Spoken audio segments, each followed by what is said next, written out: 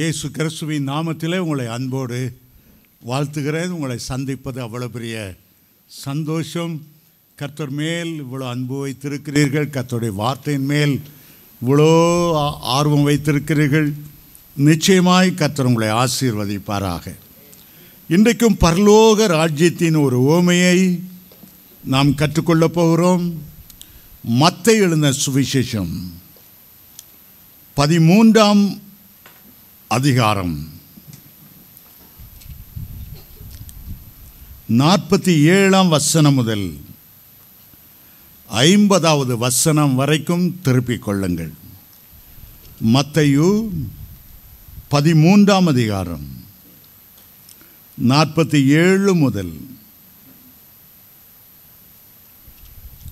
அன்றியும் பரலோக ராஜ்யம் கடலிலே போடப்பட்டு சகலவிதமான மீன்களையும் சேர்த்து வாரிக்கொள்ளும் வலைக்கு ஒப்பாயிருக்கிறது. அது நிறைந்த போது அதை கரையிலே இழுத்து உட்கார்ந்து நல்லவைகளை கூடைகளில் சேர்த்து ஆகாதவைகளை எறிந்து போடுவார்கள். இப்படியே உலகத்தின் முடிவிலே நடக்கும். தேவ தூதர்கள் புறப்பட்டு நீதிமான்களின் நடுவிலிருந்து பொல்லாதவர்களை பிரித்து அவர்களை அக்கினி சூளையிலே போடுவார்கள். அங்கே அழுகையும் பற்கடிப்பும் உண்டாயிருக்கும் என்றார். ஆண்டவர் நமக்கு முன்பாக முதலாவது ஒரு கடலை வைக்கிறார்.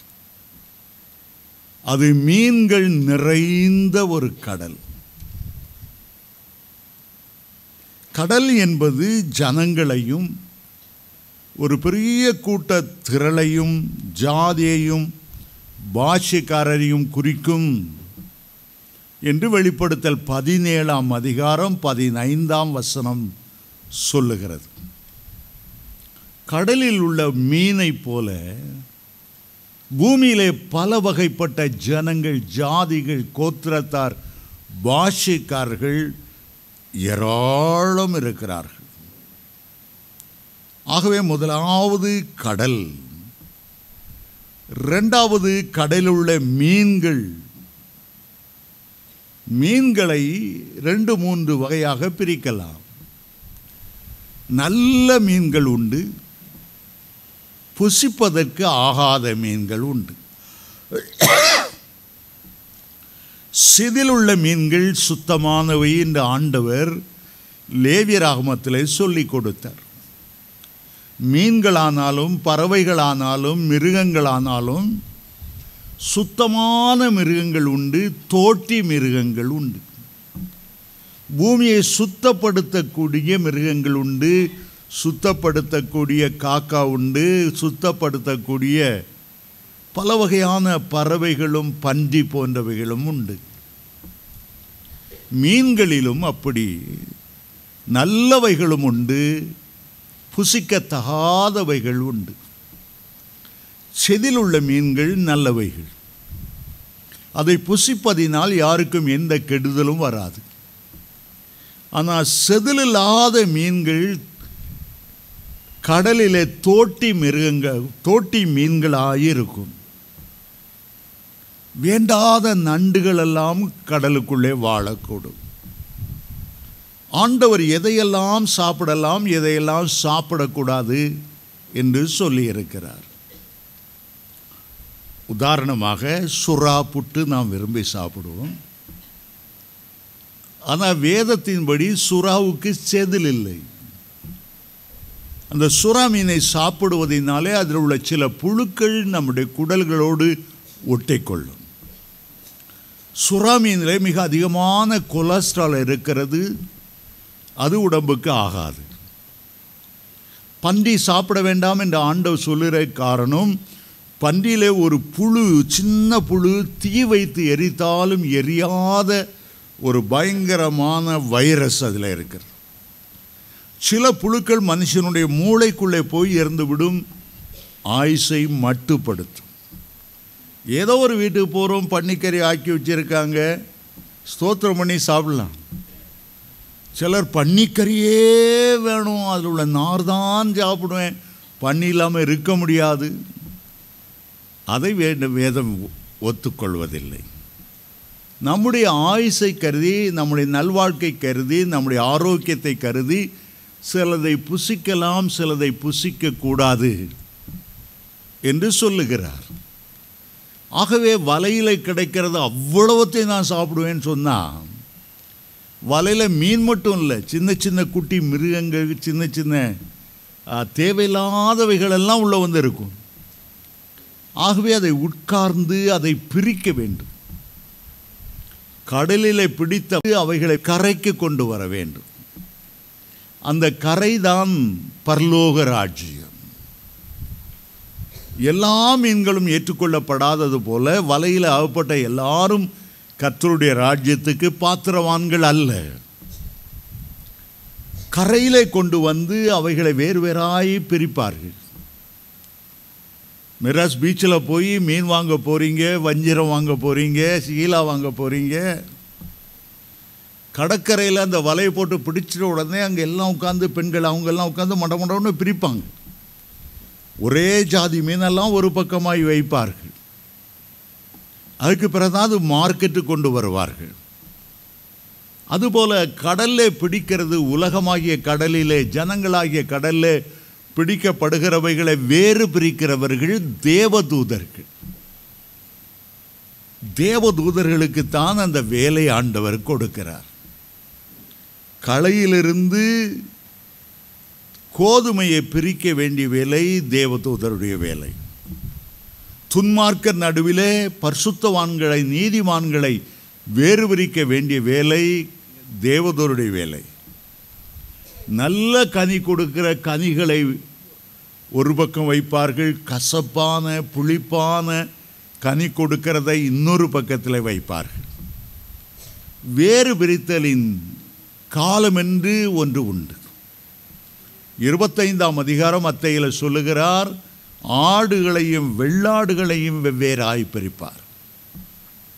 வெள்ளாடுகளை தன்னுடைய வலது பக்கத்தில் நிறுத்தி, ஆசீர்வதிக்கப்பட்டவர்களே, உலக தோற்றம் முதல் இது முதல் உங்களுக்காய் ஆயத்தம் பண்ணப்பட்ட பரலோக ராஜ்யத்துக்குள் பிரவேசியுங்கள் என்று சொல்லுவார். ஆகவே நல்ல மீன்களை, வலையில் அகப்படுகிற நல்ல மீன்களை எடுத்து மேன்மையான இடத்துக்கு ஆண்டவர் கொண்டு போகிறார். வலை போடுகிற ஒரு கூட்டத்தை பார்க்கிறோம். அவர்கள்தான் சுவிசேஷகர். அவர்கள்தான் அப்போஸ்தலர், மேய்ப்பர்கள், தீர்க்கதரிசிகள், போதகர்கள் என்று அழைக்கப்படுகிற 5 வகை கூட்டத்தார் தான் வலை போடுகிறார்கள்.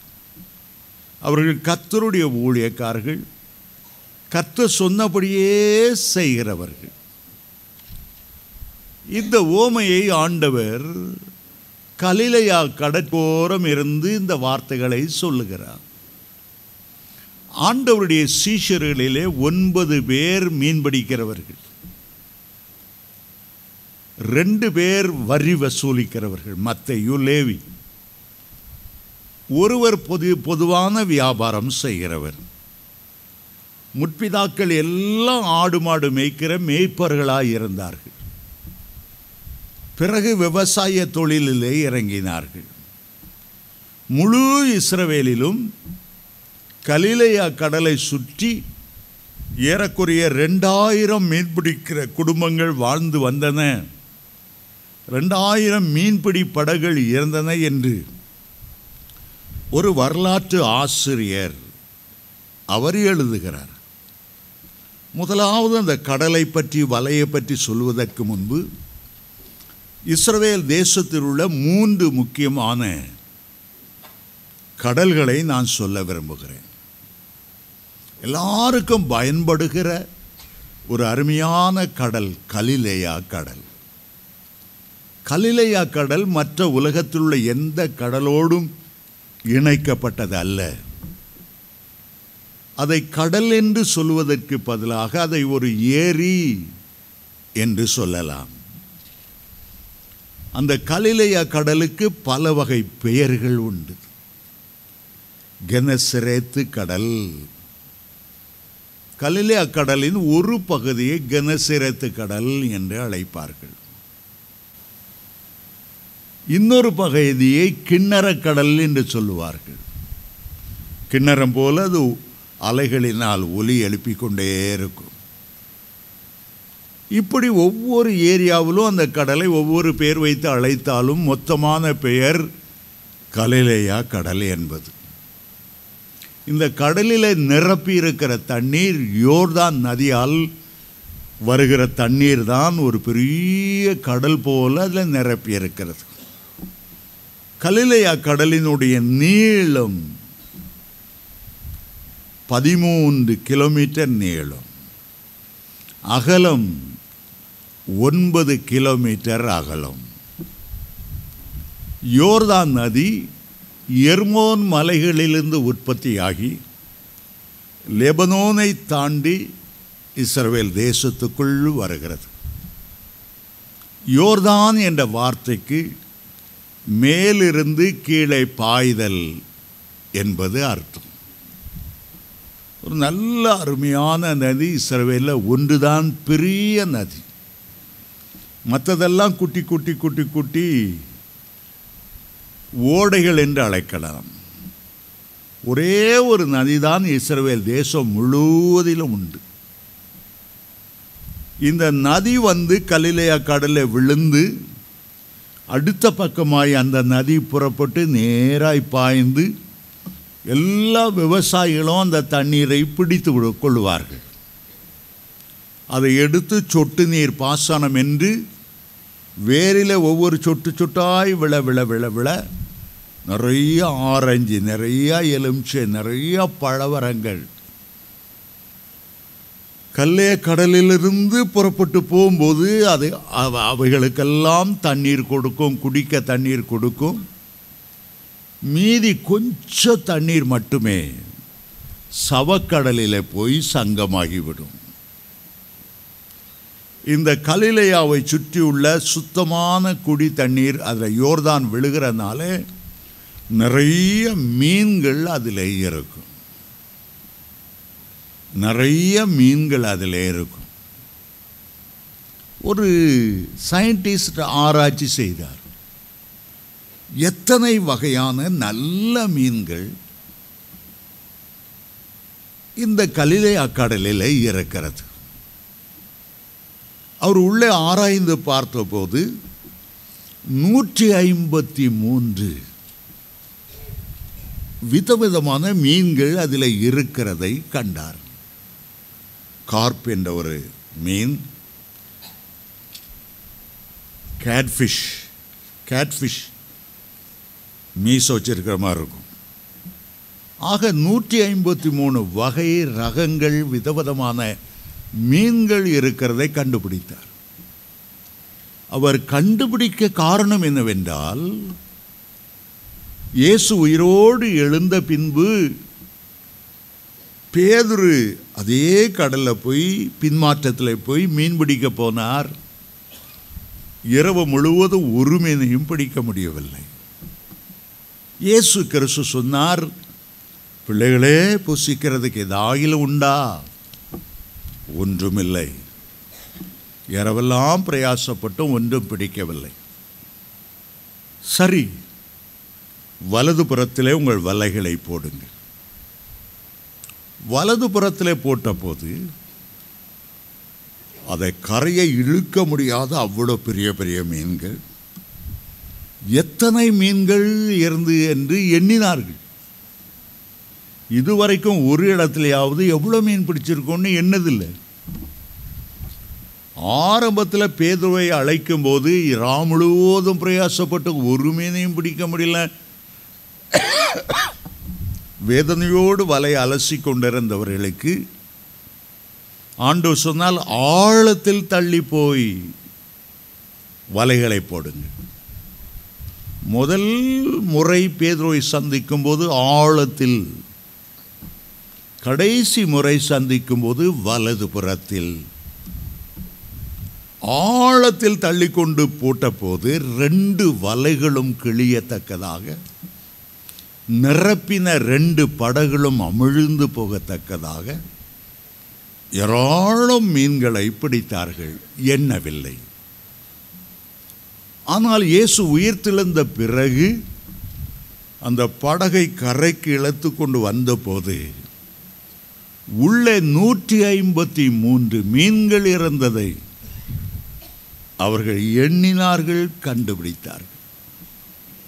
ஏன் ஆண்டவர் கரெக்டா 153? அந்த எண்ணில ஏதோ ஒரு ரகசியம் இருக்கிறது. அதை வைத்து அவர் ஆராய்ந்து கடைசியில் எத்தனையோ வருஷங்களை பிறகு கண்டுபிடித்தார், கலிலேயா கடலிலே 153 வகை மீன்கள் இருக்கின்றன. ஒவ்வொரு வகையிலும் ஒன்றொன்று, ஒவ்வொரு ஜாதியிலும், ஒவ்வொரு ஜனக்கூட்டத்திலும், ஒவ்வொரு பாஷைக்காரிலும் இருந்து பரலோகத்தை அவ்வளவு பேர் நிரப்புவார்கள். பரலோகத்தில் அவருடைய ரெப்ரசன்டேஷன் இருக்கும். ஆரம்பத்தில் நான் வேதத்தை வாசிக்கும் போது பல முறை எண்ணி இருக்கிறேன், ஏன் 153? நான் எண்ணிக்கொண்டேன், இது என்னுடைய விளக்கம். 100 என்பது இஸ்ரவேலின் பூரணம். ஒரு மனுஷனுக்கு 100 ஆடுகள் இருந்தது. ஈசாக்கை ஆசீர்வதிக்கும் போது 100 மடங்கு ஆசீர்வதித்தார். 100 என்பது ஒரு பூரணம், இஸ்ரவேலின் பூரணம். 50 என்பது புறஜாதியாரின் பூரணம். 3 என்பது திருத்துவத்தின் பூரணம். பிதா, குமாரன், பரிசுத்த ஆவி என்று அழைக்கிறோம். ஆகவே 100ஐயும், இஸ்ரவேலின் பூரணமான 100ஐயும், புறஜாதியாரின் பூரணமாகிய 50ஐயும், திருத்துவ தேவனின் பூரணமாகிய 3ஐயும் சேர்த்து படிக்கும்போது 153 என்று வருகிறது. ஏற்கனவே பரலோகம் முழுவதையும் பிதா, குமாரன், பரிசுத்த ஆவியானவர், திருத்துவத்தின் பூரணரானவர் அங்கே நிரப்பியிருக்கிறார். உலகத்திலிருந்து இஸ்ரவேலின் பூரணர் 100 பேர், புறஜாதியாரின் பூரணம் 50. ஆகவே 153 பரலோகத்தை நிரப்பும் என்பது அதனுடைய அர்த்தமாகும். அருமையான தேவனுடைய பிள்ளைகளே, இந்த கடலிலே பலவித மீன்கள் இருக்கிறது. உலகத்திலே புறஜாதியார் இருக்கிறார்கள், இந்துக்கள் இருக்கிறார்கள், இஸ்லாமியர் இருக்கிறார்கள், நாத்தியர்களும் இருக்கிறார்கள். அவர்களை பிடிப்பதற்கு தனித்தனி வலைகள் இருக்கிறது. இஸ்லாமியரை பிடிப்பதற்கென்றே ஆண்டவர் சிலரை தெரிந்து கொண்டிருக்கிறார். சார் ஜான் ஜோசப் உங்களுக்கு தெரியும், இஸ்லாமியர் மத்தியில் ஊழியம் செய்கிறவர். வெங்கடேஷ் என்ற ஒரு அருமையான சகோதரன் டிவியில் பேசுவார். இப்போது ஒரு நல்ல CD வெளியிட்டு இருக்கிறார், முடிந்தால் கேட்டு வாங்குங்கள். என்கிட்ட இல்லை. அவர் இஸ்லாமியருடைய கேள்விகளுக்கு பதில் சொல்வது எப்படி என்ற ஒரு நல்ல CD. ஆண்டவர் அவர்களுக்கென்று வலை போடுவதற்கு சிலரை வைத்திருக்கிறார். இந்த கடலிலே பார்த்தால் நிறைய கத்தோலிக்க மீன்கள், CSI மீன்கள், லுத்தரன் மீன்கள், ஆங்கிலிக்கன் மீன்கள், பெந்தகோஸ்தே மீன்கள், நிறைய மீன்கள் இருக்கிறது. யாருக்கு யாரை வைத்து என்ன வலை போடணுங்கிறது ஆண்டவருக்கு தெரியும். கத்தோலிக்கர்களுக்கு ரொம்ப இஷ்டம், நல்ல பாட்டு பாடுவாங்க, பாட்டை கேட்பாங்க. ஆண்டவர் கத்தோலிக்க மார்க்கத்திலிருந்து தந்தை பெர்க்மன்ஸை அனுப்பி பாட்டுங்கிற வலையை போட்டு நிறைய பேர் கொண்டாந்துட்டார். சாது செல்லப்பாவை கொண்டு இந்து மார்க்கத்தில், இந்து புராணங்களில் இயேசு ஒவ்வொரு மந்திரத்துக்கும் என்னென்ன அர்த்தம் இருக்கிறது அவரை கொண்டு நிறைய பேர் அழுறார். ஜஸ்டின் பிராமரம் வந்தால் 2ஆம் வருகையை பற்றி இனி சம்பவிக்க போகிறதுன்னு அழகாய் பேசுவார். அவர் போடுற வலை வேற. டிஜிஎஸ் தினகரன் மனதுருக்கம் உள்ள அன்பின் வலையை போட்டு அப்படியே இழுத்துருவார். மோகன் சிலாசர் ஒரு வலை வச்சிருக்கார். ஜபம் ஜபம் ஜபம் ஜபம் கிறிஸ்தவனே போட்டு ஒட்டாட்டு உடைச்சி ஜெபிக்கலானது. இப்போ கிறிஸ்தவனே இல்லை, உடைச்சி தள்ளுவார். ஜிபிஎஸ் ஒரு வலை போட்டார்னா எப்போ பார்த்தாலும் அபிஷேகம் தான் பேசுவார். சிலரை எப்போ பார்த்தாலும் முழுக்கு ஞாசம் தான், முழுக்கு சாவுற வரையும் தான் அதே பேசிகிட்டு இருப்பாங்க. சாம் ஜோபத்திர கையில் ஒரு வலை கொடுத்துருக்கிறாரு. என்ன வலையோ தெரில, புஸ்தமாக எழுதி தள்ளிகிட்டே இருப்பார். ஆடுற மாட்டை ஆடி கறக்கணுமா, பாடுற மாட்டை என்ன வலையில் எது மாட்டோங்கிறது ஆண்டவர் தான் தெரியும். எல்லா மீனுக்கும் எல்லா வலையும் போட மாட்டாங்க. சில சின்ன மீன் பிடிக்கணும், அயில மீன் பிடிக்கணும், சின்ன வலையாக போடணும். பெரிய வலையாக போட்டால் அயில மீன்லாம் உள்ளே போய் தப்பி போயிடும். பெரிய திமிங்கலம் பிடிக்கிறதுக்கு இவ்வளோன வலையை போட்டுக்கிட்டு இருக்க முடியாது. ஆண்டவர் எங்கே தூண்டியல் போடணும்னு தெரியும். சிலவன் தப்பிகிட்டே போவான். எவ்வளோதான் சுவிசேஷத்தை அறிவித்தாலும் கழுவுற மீனில் நழுவுற மீன் மாதிரி எந்த வலை காப்பிட மாட்டான். கடைசியில் ஆண்ட தூண்டியலை போடுவார். மாட்டாமலே ஓடித்தீரா வாய் கிழிஞ்சி தூண்டியல் போட்டால் என்ன செய்யும்? வலையிலையாவது நல்ல ஷேப்போட ஒரு கஷ்டம் இல்லாமல் மாட்டிக்கலாம். மாய்மாலம் பண்ணிட்டு தீரவங்க தூண்டியல் தான் போடுவார். கடைசியில் வாய் கிழிஞ்சி ஆக்சிடெண்ட்டு பட்டு இவனை மற்றபடி பிடிக்க முடியாது. ஆக்சிடெண்ட்டு கொடுத்தா தான் ஒழுங்காக பிடிக்க முடியும். இன்டென்சிவ் கேரில் வச்சு ஐயோ செத்து போயிடுவாயேன்னு எல்லாம் நெஞ்சில் வச்சு அடிக்கும்போது அந்த மீன் என்ன ஜெபம் பண்ணும்? ஆண்டவரே எனக்கு வாழ்க்கை தந்தா உமக்காகவே. அதை முதலே ஒழுங்காக சொல்ல வேண்டியது. அந்த ஆக்சிடெண்ட்டே நடந்திருக்காது. ஆண்டவருக்கு ஒரு வெள்ளி பணம் தேவை. வரி கட்டலைன்னா அவரை போய் பிடிச்சிட்டாங்க. பேதுருவை போய் சொன்னார், பேதுருவே போ, கடலுக்கு போ, தூண்டியலை போடு.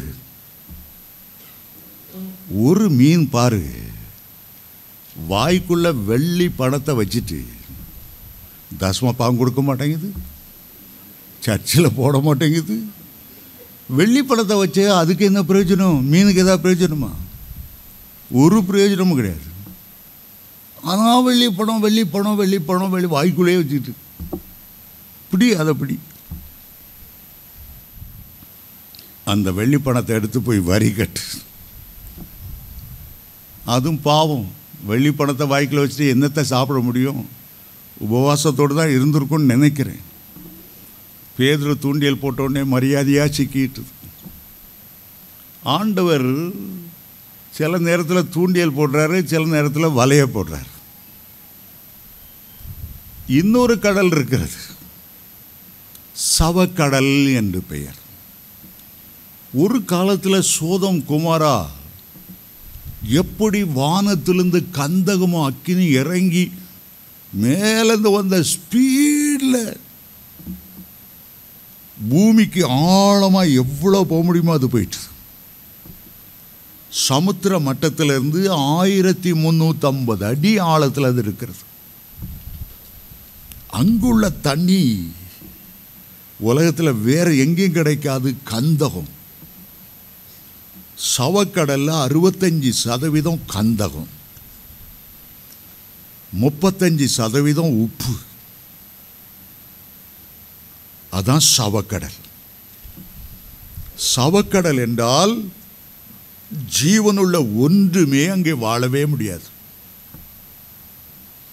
அந்த சவக்கடலுக்கு மேலே ஏதாவது கொக்கு காக்கா பறந்து போனால் சவக்கடல் கந்தகத்திலிருந்து வருகிற காற்றை சுவாசிச்சு அப்படியே செத்து கீழே விழுந்துடும். சவக்கடலுக்கு உள்ளேயும் ஒரு மிருக ஜீவனோ ஒரு மீனோ ஒரு நத்தையோ தவளையோ வாழ முடியாது, மேலேயும் பறந்து போக முடியாது. விஞ்ஞான சாஸ்திரத்தின்படி ஒரு காலத்தில் சோதோம் குமாரா இருந்த இடம்தான் இன்றைக்கு சவக்கடலாய் மாறியிருக்கிறது. சோதோம் குமாராவின் அழிவுகள் அதற்குள்ளே இருக்கின்றன என்கிறார்கள். அந்த சவக்கடலை ஒருத்தரும் அமிழவே முடியாது. உப்பு அடர்த்தி அவ்வளோ அதிகமாக இருந்தா அந்த தண்ணி அவனை மேலே தூக்கி விட்டுரும். எவனாவது தற்கொலை செய்யணுன்ட்டு சவக்கடலுக்கு தெரியாமல் போயிட்டான்னா கார்க்கு மாதிரி மேலே மிதப்பானே தவிர அமிழவே முடியாது. சவக்கடல் என்ன, அதோடைய விசேஷம் என்னன்னா வாங்கிட்டு இருக்குமே தவிர, யோர்தான் நதி தண்ணியெல்லாம் வாங்குமே தவிர அதுகிட்டேருந்து ஒரு தண்ணியாவது ஒன்றாவது மற்றவங்களுக்கு போகாது. சொறி சரங்குள்ளவன் தான் அந்த சவக்கடலில் வந்து இந்த சல்ஃபர் அதிகமாக இருக்கிறனால அங்கே வந்து குளிப்பான்.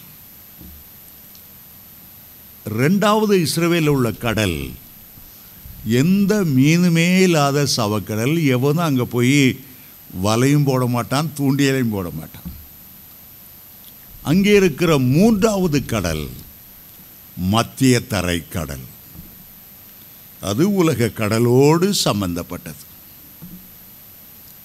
அங்கே யோப்பா பட்டணம் ஒரு பெரிய பட்டணம், கடற்கரை பட்டணம். அங்கே தான் கப்பல் வந்து இறங்கும். அந்த யோப்பா பட்டணத்திலிருந்து தான் மிஸ்டர் யோனா ஆண்டவருடைய குரலுக்கு தப்பி தர்ஷீஸு போக வேண்டிய கப்பலில் ஏறி ஓடணும்னு நினச்சி. அங்கே என்ன மீன் இருக்குன்னா பெரிய பெரிய ராட்சச திமிங்கலம் இருக்கு. அதுதான் யோனாவை 3 நாள் ஒழுங்கி வச்சிருந்துச்சு. வயிற்றுக்குள்ள அவ்வளோ அமிலம், ஆசிட். இவர் 3 நாள் உள்ளே இருந்தவர். மீன் ஒழுங்குறதுக்கு முன்னாடி நம்மளை மாதிரி நல்ல முகமாக இருந்தவர் உள்ளே போயிட்டு வெளியே வந்தாரோ 3 நாளில் அவருடைய முகமெல்லாம் வெண்குஷ்டம் பிடிச்ச மாதிரி வெளிர்னு வந்தாராம். ப்ளீச் பண்ணி விட்டாச்சு. உலகம் அவரை பார்க்கும்போது நல்ல முகத்தை அந்த மீன் ப்ளீச் பண்ணி வெளியே சொல்லியுமா வரார. அவர் வெள்ளைக்காரன பிறக்கல, 3 நாள் மீன் வயிற்றில் இருந்தார். நிறைய பேர் யோனா அப்படி 3 நாள் வயிற்றில் இருந்தாரா நம்ப மாட்டாங்க. பில்லிகிராம்கிட்ட போனாங்க, நீ இந்த யோனா கதையை நம்புறீங்களா? எந்த மனுஷனாவது மீன் வயிற்றில் 3 நாள் இருப்பானா? அவர் சொன்னார், யோனா வயிற்றுக்குள்ளே அந்த திமிங்கலம் இருந்ததுனாலும் நான் நம்புவேன். திமிங்கலத்து வயிற்றுக்குள்ள யோனா இருந்தாருனாலும் நம்புவேன். காரணம், ஆண்டவர் அதை சொல்லியிருக்கிறார். மனுஷகுமாரன் மரித்து 3 நாள் எப்படி பூமியின் வயிற்றில் இருந்தாரோ அதே போல யோனா 3 நாள் மீனின் வயிற்றில் இருந்தார். ஆகவே நான் அதை நம்புவேன். ஒருத்தர் டிஜிஎஸ் தினகரன்ட்ட வந்து கேட்டார், ஆமாம் யோனா பரலோகத்து போயிருப்பாரா நரகத்து போயிருப்பாரா? டிஜிஎஸ் சொன்னார், பரலோகத்து போயிருந்தால் நான் பார்த்து பேசி கேட்டுடுவேன், இல்லைன்னா நீ கேட்டுக்க.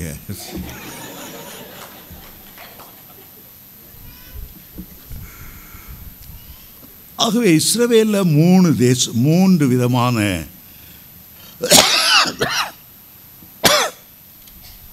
கடல்கள் இருந்தது. ஒரு கடல் சாதாரண மீன்கள், புசிப்பதற்கு ஏற்ற மீன்கள், 153 வகையான மீன்கள். ஆனால் இன்னொரு கடலில் இருந்தது பெரிய பெரிய திமிங்கலம் போன்ற வலைக்கு அகப்படாத பெரிய பெரிய மீன்கள். ஆண்டவராக இயேசு இந்த உதாரணத்தை சொல்லும்போது அவருடைய மனதிலே கலிலேயா கடலை குறித்த ஒரு எண்ணம் இருந்தது. அவருடைய ஊழியத்தின் பெரும் பகுதி மீன்களோடு சம்பந்தப்பட்டவை. வனாந்தரத்தில் பேசினார். ஒரு சிறுவன் 5 அப்பத்தையும் 2 மீனையும் கொண்டு வந்தார். 5000 பேருக்கு அதை போஷித்தார். மீன்கள் அங்கே முக்கியமானவை. இன்னொரு சமயம் பிரசங்கித்தார். ஜனங்கள் பசியாயிருந்தார்கள். 7 அப்பங்களையும் சிறு சிறு மீன்களையும் கொண்டு 4000 பேரை போஷித்தார். வலையை போட்டு மீன் பிடிக்கும் போது 2 காரியத்தை செய்தார். ஆழத்தில் தள்ளி மீன்களை பிடியுங்கள். 2வது முறை வலது பக்கத்தில் போடும்போது 153 மீன்கள். ஒன்று அவர் உயிர் வாழும்போது, அடுத்து மரித்து உயிரோடு எழுந்த போது. அருமையான தேவனுடைய பிள்ளைகளே, உங்களையும் என்னையும் ஆண்டவர் வலைகளிலே மீன் பிடிக்கிறதை குறித்து சொன்னார். ஒவ்வொரு தேவனுடைய பிள்ளைகளுக்கும் ஆண்டவர் கொடுக்கிற ஒரு ஊழியம் என்ன? இதுவரை நீ மீன்களை பிடித்தாய், இனி மனுஷரை பிடிக்கிறவர்களாய் மாற்றுவேன். மனுஷரை பிடிக்கிறவர்களாய் மாற்றுவேன். ஆண்டவர் செய்த 2 அற்புதங்களும் விசேஷமாக பேதுருவின் மூலமாய் ஆண்டவர் திரள் ஆத்துமாக்களை எப்படி பிடிக்கப் போகிறார் என்பதை முன்னறிவிக்கும்படி இந்த உவமையை ஆண்டவர் சொன்னார். ஆரம்பத்திலே நீ மீன்களை பிடித்து கொண்டிருந்தாய், இனி ஜனங்களை பிடிக்கிறவனாக்குவேன். பெந்தைக்கோஸ்தே நாளிலே அவரை அறியாமலேயே வலை போட்டார். 3000 மீன்கள் ஒரே பிரசங்கத்தில் கிடைத்தார்கள். மீன் என்று சொல்லுவது ஆத்துமாக்கள். மீன் என்று சொல்லுவது தேவராஜ்யத்தில் பங்கு பெறும்படி சுவிசேஷத்தை அறிவித்ததினால் மனம் திரும்பினவர்களை அது குறிக்கிறது. அப்போஸ்தலனாகிய பவுல் ஊழியத்தில் சொல்லும்போது, நான் எண்ணிக்கை உள்ளவர்களுக்கே வேதத்தை விவரித்து காண்பித்தேன். ஆனால் பேதுருடைய ஊழியம் திரள் ஆத்துமாக்களை பிடிப்பதாகும். பரலோக ராஜ்யத்தின் திறவுகோலை நான் உனக்கு தருவேன். நீ திறந்து எவ்வளோ பேரை பரலோக ராஜ்யத்துக்குள்ள அனுப்ப முடியுமோ நீ அனுப்பு. மற்ற எந்த சீஷர்கள் எவ்வளவு ஆதாயம் பண்ணினார்கள் என்று எழுதப்படாமல் பேதுருடைய ஊழியத்தின் மூலமாய் 3 முறை எழுதப்பட்டிருக்கிறது. 3000 பேரை கர்த்தருக்குள்ளே நடத்தினார், 5000 பேரை நடத்தினார், பிறகு திரளான ஜனங்களை நடத்தினார். ஆண்டவர் ஒவ்வொருவருக்கும் எங்கெங்கே வலை போடணும்னு சொல்லி கொடுக்கிறார். சிலர் வலையை கடலில் போட மாட்டாங்க, பக்கத்து வீட்டுக்காரன் மீன் தொட்டியில் போய் வலை போட்டுட்டு இருப்பாங்க. ஏப்பா, டேப் தண்ணியில் போய் வீட்டில் வச்ச அவன் பாவம் அழகாக இருக்குது, கலராக இருக்குன்னு கோல்டு ஃபிஷ் அது இதை வாங்கி வச்சா அவன் வலையை கொண்டு அதில் போட்ட மாதிரி சிலர் சபைகளுக்குள்ளே வலை போட்டுட்டு உட்காந்துருப்பாங்க. நல்லதான், வெரி குட். ஏலிம் சபையில் மட்டும் வலை போட யாரையும் நாங்கள் அலோவ் பண்ணுறதில்லை. ஹல்லேலூயா, ஹல்லேலூயா. மோசே ஆண்டவர் அழைத்தார், எப்பா எகிப்தில் வலை போடு. இஸ்ரவேலர் அங்கே உட்காந்துருக்காங்க. இஸ்ரவேலரை எல்லாரையும் பிடிக்கணும், அவ்வளோ பேரையும் கொண்டு வரணும் கானானுக்கு. ஸோ அவருடைய டியூட்டி என்ன? எகிப்தில் வலை போட்டு அவ்வளோ இஸ்ரவேலரையும் பிடிச்சி கானானுக்கு கொண்டு போகணும். அதான் உனக்கு டியூட்டி. அந்த டியூட்டியை முடிக்கும் போது இவருக்கு 120 வயசு ஆயிட்டு. உடனே அடுத்த டியூட்டி யோசுவாவை எழுப்பினார். உனக்கு என்ன வேலை? இஸ்ரவேலரை அந்த கானானுக்குள்ளே கொண்டு போகணும். அங்குள்ள 7 ஜாதியும் 31 ராஜாக்களையும் முறியடிக்கணும். கானான் தேசம் முழுவதும் இந்த 12 கோத்திரங்களுக்கு நீ பிரித்து கொடுக்கணும். நியாயாதிபதிகளுக்கு என்ன டியூட்டி? ஜனங்களுக்கு நியாயம் விசாரிக்கணும். உன்கிட்ட வர்றவங்க எல்லாருக்கும் நியாயம் நீதி, புறஜாதியார் வந்து படையெடுத்து வரும்போது பாதுகாக்கணும். சவுலுக்கு என்ன டியூட்டி? பெலிஸ்தியரை நீ ஒடுக்கணும். தாவீதுக்கு என்ன டியூட்டி? இஸ்ரவேல் தேசத்தை நீ விரிவாக்கணும்.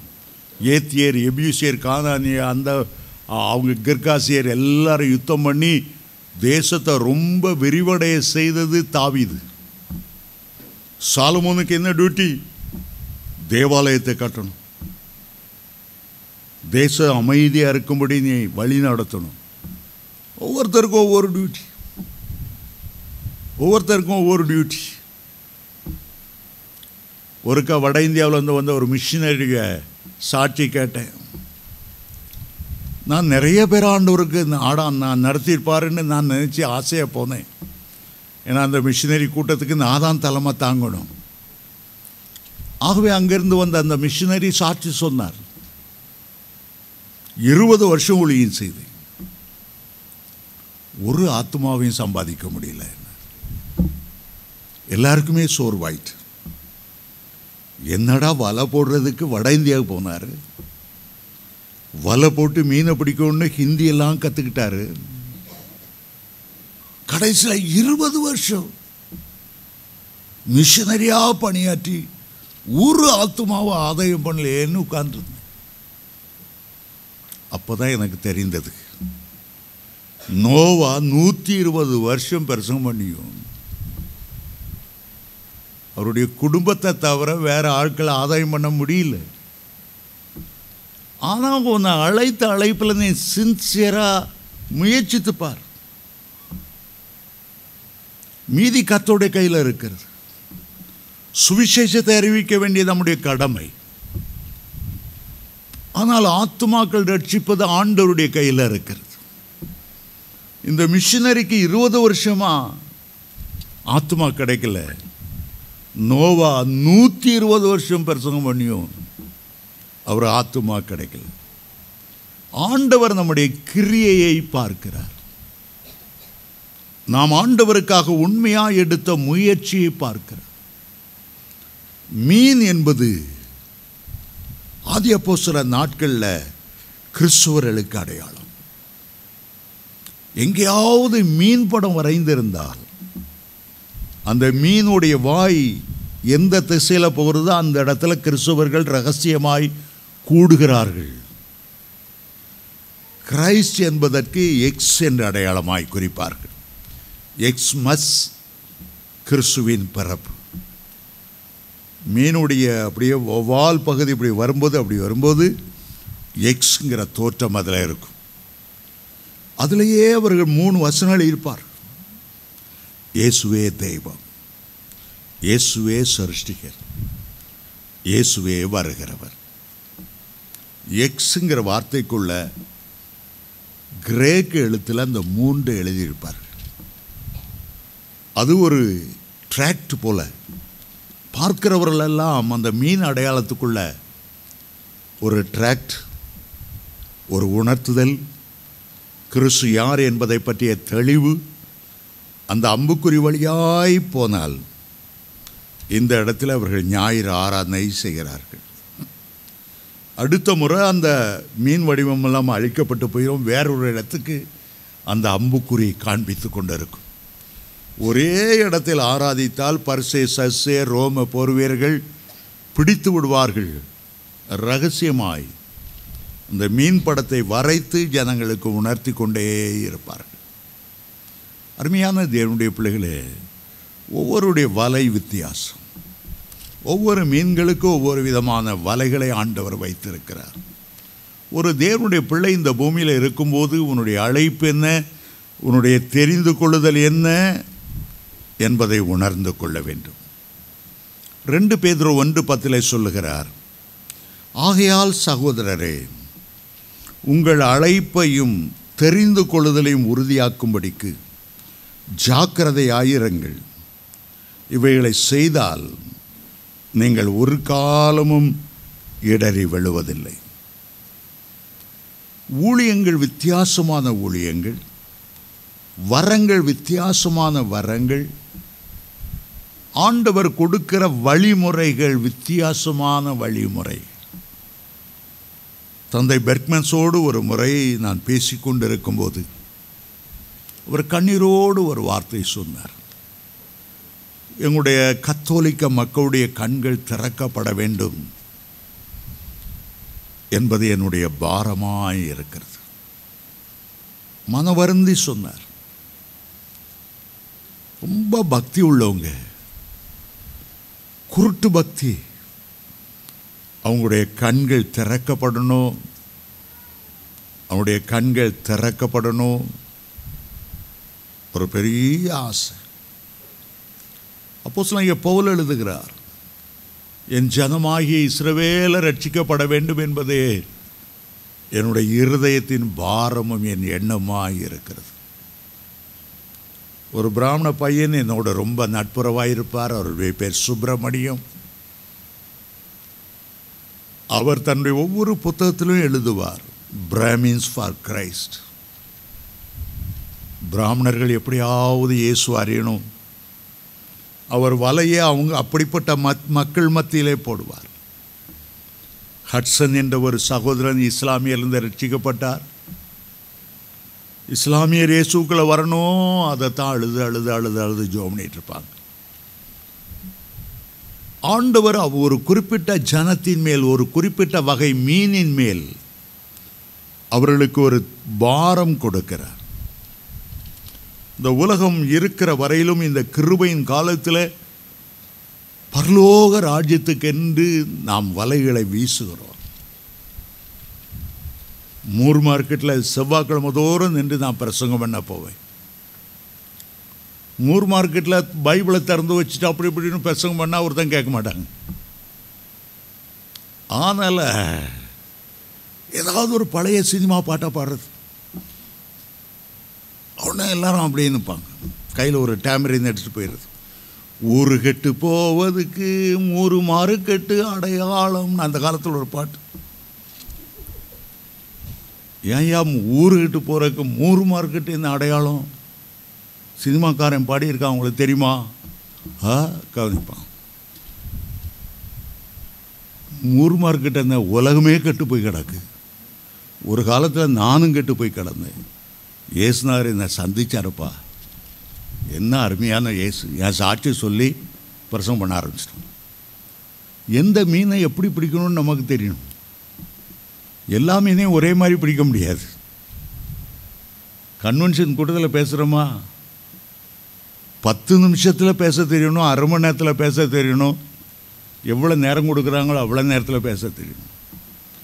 இலங்கையில் அந்த காலத்தில் ரேடியோவில் பேச போனால் 3 நிமிஷத்துக்குள்ளே ஒரு பிரசங்கம், ஒரு கதை எல்லாம் சேர்த்து 3 நிமிஷத்தில் பிரசங்கம் பண்ண தெரியணும். சில மீனுக்கு வலை போட்டு வச்சுருந்தா டக்குன்னு பிடிக்கலைன்னா நழுவி ஓடிட்டே இருக்கும். கொடுக்குற நேரத்தில் அந்த வலையில் எப்படியாவது மீன் சிக்கணும். நீளமான பிரசங்கம், பெரிய தியாலஜி பிரசங்கம், பெரிய டாக்டரேட் படித்த பிரசங்கம், 7 பாயிண்ட் உள்ள பிரசங்கம் எல்லாம் மீன் பிடிக்கல் ஆகிப்படாது. எல்லாம் பஸ் ஸ்டாண்டு காத்துட்ருப்பான். அந்த நேரத்தில் அங்கேருந்து பிரசங்கமாக பஸ் வர்றதுக்குள்ளே ஏறி போயிடக்கூடாது. ஆண்டவரே பஸ்ஸை நிறுத்தம், ஸ்ட்ரைக் இருக்கட்டும், பரவாயில்ல, சுவிசேஷம் போகணும், ஆத்துமாக்கள் ரட்சிக்கப்படணும். ஸோ ஆண்டவர் அதை சொல்லிவிட்டு சொல்லுகிறார், நியாய தீர்ப்பு என்று ஒன்று இருக்கிறது. மீன்களை வேறு வேறாய் பிரிக்கக்கூடிய ஒரு நாள் இருக்கிறது. பரலோக ராஜ்யத்துக்கென்று சில ஆத்துமாக்களை நான் கொண்டு வர வேண்டும். இந்த தொழுவத்தில் இல்லாத வேறு ஆடுகளும் எனக்கு உண்டு, அவைகளை நான் கொண்டு வர வேண்டும். யோவான் 9:4 சொல்லுகிறார், பகல் காலம் இருக்கும் மட்டும் நான் என்னை அனுப்பினவருடைய கிரியைகளை செய்ய வேண்டும். ஒருவனும் கிரியை செய்யக்கூடாத ஒரு ராக்காலம் வருகிறது. அந்தி கிறிஸ்துவனுடைய காலம் வருகிறது. உபத்திரவ காலங்கள் வருகிறது. வெள்ளை சிங்காசன நியாய தீர்ப்புக்கு முன்பாக பூமியில் வாழ்ந்த ஒவ்வொரு மனிதனும் நின்றே ஆக வேண்டும் என்று வெளிப்படுத்தல் 20:11-15 வரை வாசிக்கலாம். அறுவடை செய்கிறவர்கள் அவர்கள் தேவ தூதர்கள். மீன்களை வெவ்வேறாய் பிரிக்கிறவர்கள் அவர்கள் தேவ தூதர்கள். கிழக்கிலிருந்து மேற்கே மின்னல் வீசி மறைகிறது போல தேவ தூதர்கள் அந்த நல்ல மீன்களை எல்லாம் கூட்டி சேர்ப்பார்கள், அங்கே கூட்டி சேர்ப்பார்கள். அவனுடைய கிரியை அந்த நாளிலே வெளிப்படும். நீ எவ்வளவு ஆத்துமாக்களை ஆதாயம் செய்தாய், கர்த்தர் அதை காண்பிப்பார். வலை போடவே இல்லை, மீன் பிடிக்கவே இல்லை. வெறுங்கையனாய் உம்மை கண்டு கொள்ளல் ஆகுமா? ஆத்மா ஒன்றும் ரட்சிக்காமல். தேவ தூதர்கள் அதற்காக இறங்கி இருக்கிறார்கள். இன்றைக்கு அநேகரை நான் பார்க்கிறேன், வாட்ஸ்அப்லையும் மற்றதுலையும் ஜனங்களை கர்த்தருடைய ராஜ்யத்துக்கு இந்த ஆதாயப்படுத்தாம இந்த ஊழியக்காரனை அவன் தாக்கி, அந்த ஊழியக்காரனை இவன் தாக்கி, வலை போடுறது எங்கே போடணும், எப்படி மீன் பிடிக்கும் தெரியல. உன் ஊழியத்தை கவனிப்பா, ஏன் மற்றவங்கள போய் தாக்கி தாக்கி பேசிகிட்டு இருக்க? கர்த்தர் உனக்கு ஜீவன் சுகம் பலன் கொடுத்து மைக்கு கொடுத்து ஜனங்கள் உயிர்ப்பிக்கப்படணும் பரலோர, அதை விட்டுட்டு ஒருவனை ஒரு ஏன் கடித்து பட்சித்து கொண்டு இருக்கிறாய்? கர்த்தர் கொடுத்த நேரத்தை வீணாக்கி விடாதே. 1 மணி நேரம் நீ பிரசங்கம் பண்ணுறேன்னா உலர்ந்த எலும்புகள் உயிரடையணும். ஏதாவது ஒரு விதத்தில் கர்த்தர் அவர்களோடு பேசணும்.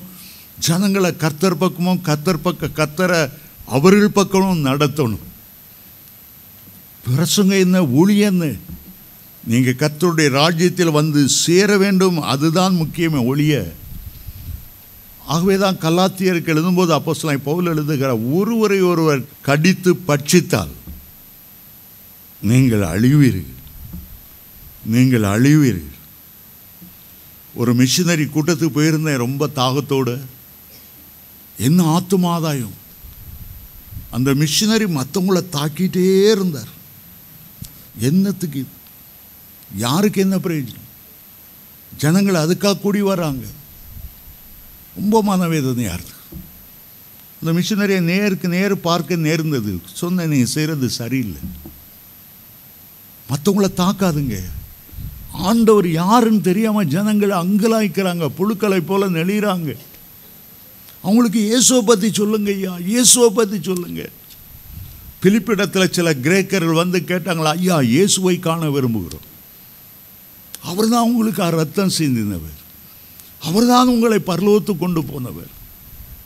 நீங்கள் அதை விட்டு அந்த ஊழியக்காரனை தாக்கி, நீங்கள் அந்த ஊழியக்காரன் இந்த ஊழியக்காரனை தாக்கி ஒருத்தருக்கு ஒருத்தர் ஏன் இப்படி சண்டை போட்டு கொண்டு இருக்கிறீங்க? ஏன் இப்படி உங்கள் நேரத்தை செலவழிக்க வீணாக்குறீங்க?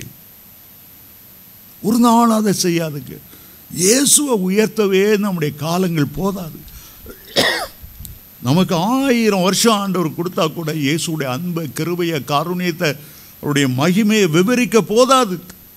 இயேசுவை விட்டு ஏன் மற்றவங்களை பற்றி தாக்கி பேசுகிறீங்க? தயவு செய்து தாக்கி பேசாதுங்க என்று சொன்னேன். ஆனால் அவர் கேட்குற மாதிரி எனக்கு தெரியல. முன்னெல்லாம் அவருடைய பிரசங்கத்தை ஆவலாக கேட்க போகும்போது நான் கேட்க போகிறதே இல்லை. நான் எப்போதுமே மற்றவங்க பிரசங்கத்தை கேட்கணுன்னு ரொம்ப ஆசை. நானாக பிரசங்கம் பண்ணிகிட்ருக்கேன். மற்றவங்க ஏதாவது ஒரு முத்துக்கள் கொட்ட மாட்டாங்களா? வேதவசனத்தின் ஆழத்தை சொல்ல மாட்டாங்களா? ஏதாவது புதிய வெளிப்பாடுகளை சொல்ல மாட்டாங்களான்னா, இவன் பல்ல அவன் குத்தி, அவன் பல்ல இவன் குத்தி, ஒரே நாத்தம். என்னத்துக்கு? அருமையான தேவனுடைய பிள்ளைகளை, நம்முடைய நோக்கமெல்லாம் பரலோகத்தில் ஆத்துமாக்கள் போய் சேரும். எதற்காக நாம் பரலோக ராஜ்யத்தை குறித்து தொடர்ந்து பேசிக்கொண்டு இருக்கிறோம்? நம்முடைய மூளை அறிவுக்காக அல்ல. நீங்கள் அந்த பரலோக ராஜ்யத்துக்கு ஆயத்தமாகும்படி, நீங்கள் எப்படியாவது அந்த பரலோக ராஜ்யத்தை சுதந்தரித்து கொள்ளும்படி ஆண்டவர் எவ்வளவு ஓமைகளை பரலோக ராஜ்யத்தை குறித்து சொன்னார். இந்த 13ஆம் அதிகாரத்தை நீங்கள் பார்த்தால், 13ஆம் அதிகாரம் 1ஆம் வசனம் முதல் 9ஆம் வசனம் விதைக்கிற ஓமை. அதை முடித்ததும் 24வது வசனத்தில் 30 வரை கோதுமைகளையும் களைகளையும் பற்றிய ஓமை. 31ஆம் 32ஆம் வசனம் கடுகை பற்றிய ஓமை. 33ஆம் வசனம் புளித்த மாவை பற்றிய ஒரு ஓமை. 5வது நிலத்தில் புதைந்திருக்கும் பொக்கிஷத்தை பற்றி 44வது வசனத்தில் அடுத்த ஓமை. விலையுயர்ந்த முத்தை பற்றி 43-43ஆம் வசனத்தில் ஒரு ஓமை. மத்தேயு 13ஆம் அதிகாரத்தில் 7வது ஓமை, வலையும் பரலோக ராஜ்யம். பல மீன்களும் அதை எப்படி பிடிப்பது, எப்படி கர்த்தருடைய ராஜ்யத்துக்கென்று ஆயத்தப்படுத்துவது. இன்றைக்கு பல சுவிசேஷர்கள் வலையை வீசுகிறார்கள். இயேசு கிறிஸ்துவே வலை வீசின ஒருவர். வலை வீசிதான் 12 சீஷர்களை தனக்கென்று தெரிந்தெடுத்தார். அவர் பெரிய மீன்பிடிக்காரர். இயேசு கிறிஸ்து அவருடைய ஊழியமே ஆத்தும ஆதாயம் செய்கிற ஊழியம். கிடைத்தது 3.5 வருஷ காலத்தில் அவர் சிலுவையில் தொங்குவதற்கு முன்பு எவ்வளவு ஜனங்களை சந்திக்க முடியுமோ, அது பேதுருவின் மாமியாகட்டும், அல்லது ஒரு குஷ்டரோகியாகட்டும், ஒரு கானானிய ஸ்திரீ, ஐயா என் மக பிசாசினால் வேதனைப்படுகிற ஒரு ஐயா என்னுடைய மகன் ரோகியாய் சாத்தான தீயிலும் தள்ளுறான், தண்ணீரிலும் தள்ளுறான். எவ்வளோ பேரை சந்தித்தார். மனதுருக்கம் அவர் மேல் அவர் இருந்து கடந்து போய்கொண்டே இருந்தது. இந்த ஊமைகளை அவர் எவ்வளோ மனதுருகி சொல்லியிருந்திருப்பார் என்பதை எண்ணி பாருங்கள். அருமையான தேவனுடைய பிள்ளைகளே, பரலோகத்துக்கு ஆள் சேர்க்கணும், நல்ல மீன்களை கர்த்தருடைய ராஜ்யத்துக்கு ஆயத்தப்படுத்தணும். நாமும் கர்த்தருடைய ராஜ்யத்துக்கு செல்லணும், கர்த்தருடைய பிள்ளைகளையும் ஆயத்தம் பண்ணணும். அதற்காக இன்றைக்கு உங்களை ஒப்பு கொடுங்க. கர்த்தருடைய வருகை சமீபமாகிவிட்டு சாதாரண முறையில் இந்த ஆத்துமாக்களை ஆதாய்ந்து கொண்டு இருக்க முடியாது. உங்கள் மூலமாய் கர்த்தர் பலத்த அற்புதங்களை அதிசயங்களையும் செய்வாராக. கர்த்தர் உங்களை கொண்டு மரித்தோரை உயிரோடு எழுப்புவாராக என்ற மத்தேயு 10:8 அவர் சொல்லுகிறார், மரித்தோரை எழுப்புங்க. 1000 பிரசங்கம் சாதிக்கிறதை பார்க்கலாம் ஒரு அற்புதம் புறஜாதியாரை ஆண்டவரண்டை கூட்டி சேர்த்து விடும். ஆகவே ஆவியின் வரங்களை கர்த்தரிடத்தில் கேளுங்க, ஆவியின் வல்லமையை கேளுங்க. 1 கொரிந்தியர் 12:14 உள்ள 9 வரங்களை எனக்கு தாரும் ஆண்டவரே. ஆத்துமாக்களை உம்முடைய ராஜ்யத்துக்கு நான் கொண்டு வர வேண்டும். அதை குறித்து ஆண்டவரிடத்தில் கேளுங்க. அப்போது நீங்கள் பரலோகத்தை நிரப்புவர்களாக இருப்பீர்கள். கர்த்தர் உங்களை ஆசீர்வதிப்பாராக. நான் இதோடு நிறுத்துகிறேன்.